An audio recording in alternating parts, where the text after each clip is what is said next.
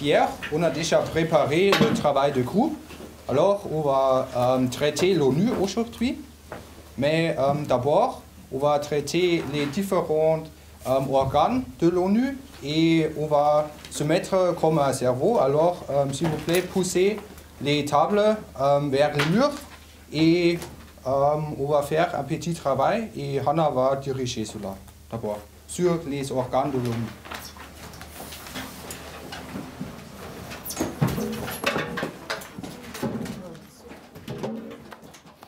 Dass wir unser Klassenzimmer so herrichten, ist eigentlich immer so. Im Gegensatz zu den anderen Fächern setzen wir uns alle in einem Kreis zusammen, damit wir uns ansehen können, damit wir zueinander sprechen und miteinander kommunizieren können. Alors, j'ai préparé des placards, des affiches. Des quoi? Des affiches. D'accord. Et je veux que vous travailliez avec le livre et avec des articles que j'ai copiés. Et que vous faites une ONU. Fassiez une ONU avec ces placards. Alors. Avec ces affiches. Oui.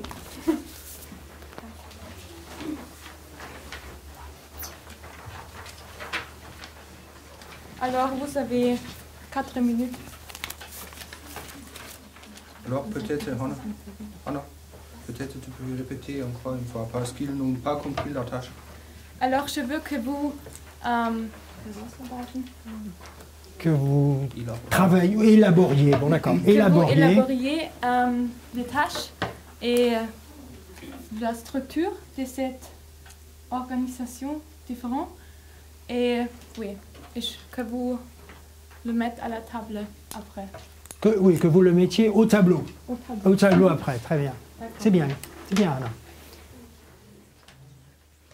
Also ich war der Leiter in der Stunde und meine Aufgabe war es, die Präsentation vorzubereiten, einmal inhaltlich mich zu informieren, quasi als Spezialist für dieses Stoffgebiet und auf der anderen Seite auch eine gewisse Kreativität, also was die Methode betrifft. Inwiefern kann dieser Inhalt bestmöglich vermittelt werden, um auf der einen Seite einen Nutzen zu gewährleisten, auf der anderen Seite aber auch einen gewissen Spaß an der Sache, eine gewisse Freude an der Sache zu versichern.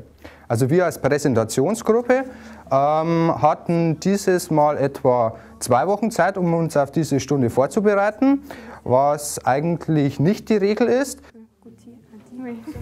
Et alors tu prends un file, ici, là, et les magnets sont aussi là. Toi? D'accord. Est-ce que vous avez fini ou vous avez besoin de quelques temps? Vous savez. L'Assemblée générale, je pense. Oui, c'est vous.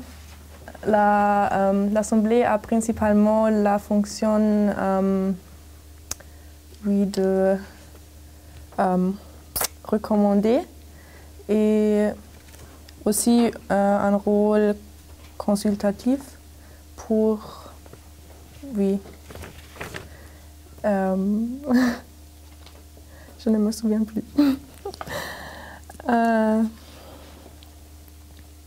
Oui, elle a aussi le pouvoir de décision sur le budget et elle nomme le secrétaire général et c'est la fonction la plus importante.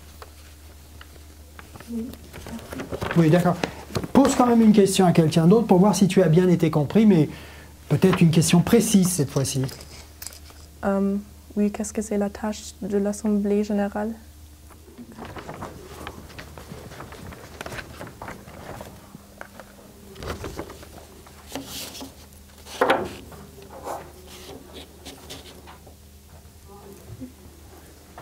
Oui. Alors, le Conseil économique et social, oui, les tâches du Conseil, ce sont presque toutes les questions économiques, sociales, culturelles, éducatives. Alors, une sous-organisation, peut-être quelqu'un connaissait, il est très connu. Oui, il est responsable pour la culture. Oui, peut-être Manuel? Oui, l'UNESCO. Oui, c'est ça, l'UNESCO. Oui, et le conseil se compose d'un bureau. Et dans le bureau, il y a toujours le ministre du conseil et le vice-ministre. Le vice-ministre. Le vice-ministre, oui, c'est ça.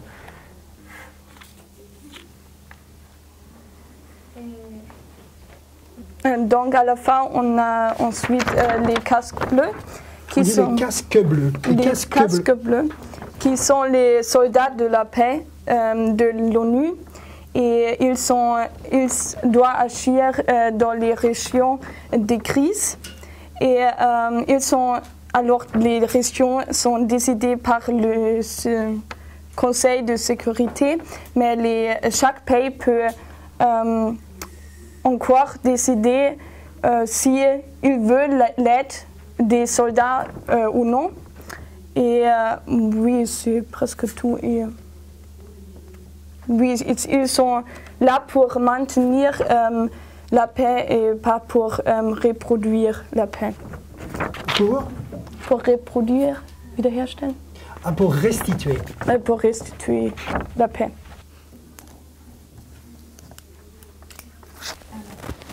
On va essayer de trouver des avantages de cette structure-là et des inconvénients de cette structure-là. Alors, s'il te plaît, Ça fait un peu beaucoup, ça. Hein. Parce que si on dit des avantages et des inconvénients de toutes ces structures, ça va être difficile, non? Oui, mais peut-être plus facile pour les gens. Parce qu'on a déjà dit traiter le Conseil de sécurité un peu, et alors c'est plus facile, je pense, de trouver des problèmes en général. Alors, s'il vous plaît, à deux, essayez de trouver des avantages et des inconvénients de l'ONU.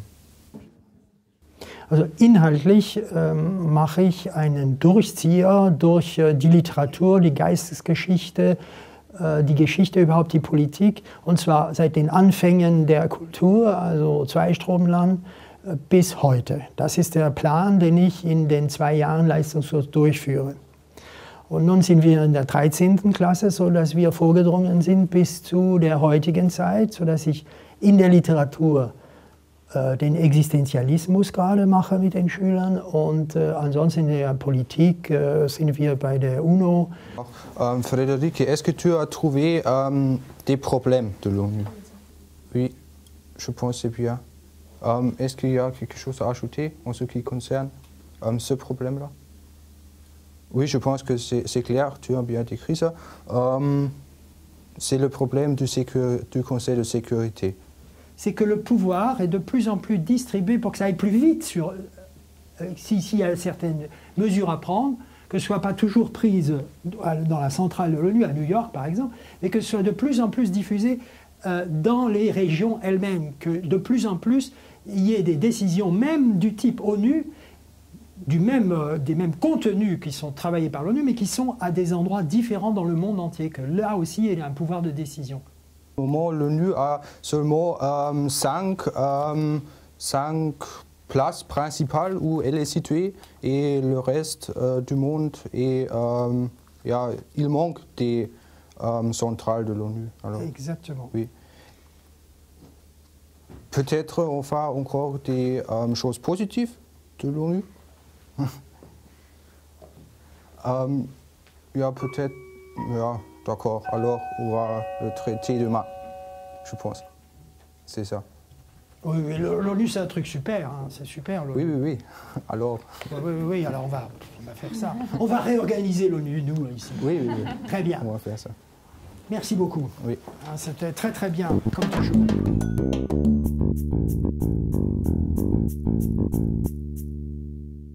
Also ich habe die Stunde vorbereitet und die Stunde ist nicht so verlaufen, wie es geplant war.